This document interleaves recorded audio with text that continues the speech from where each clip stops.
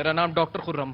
Doctor Khurram साहब क्या काम करते हैं? एक मिनट भाई। हाँ, मैं डॉक्टर हूँ यहाँ पे मुजफ्फरनगर में। मुजफ्फरनगर में। बहुत बहुत शुक्रिया मेरे प्रोग्राम में आने के लिए। आप ही का प्रोग्राम है और कुछ सवाल अगर आप रखेंगे तो बहुत अच्छा लगेगा। जी, मैं आदरणीय बाबूजी प्रमोद त्यागी जी से पूछना चाहता हूँ कि समाजवादी पार्टी की सरकार में मुजफ्फरनगर में काफी काम हुआ। सबसे पहला काम मुजफ्फरनगर में दंगे होने का काम हुआ।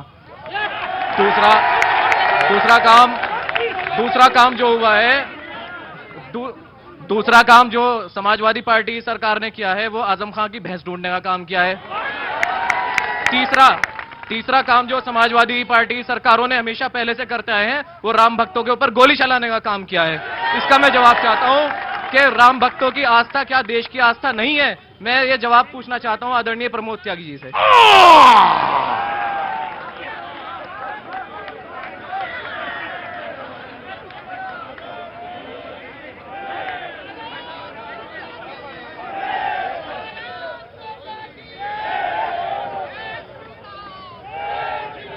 बड़ा कर्रा सवाल मार दिया।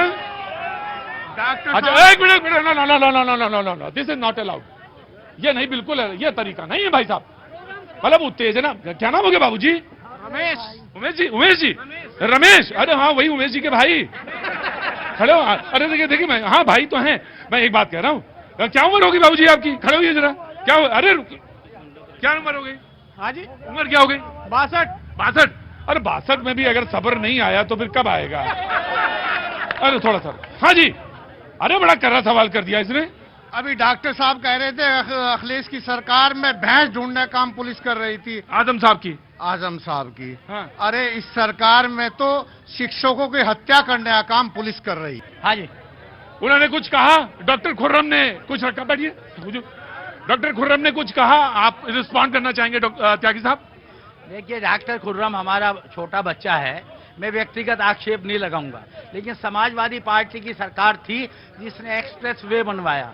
समाजवादी की पार्टी की सरकार थी जिसने उत्तर प्रदेश में मेट्रो चलवाई। समाजवादी पार्टी की सरकार थी जिसमें लाखों बांटे गए पढ़ने वाले बच्चों के लिए पढ़ने के लिए लैपटॉप।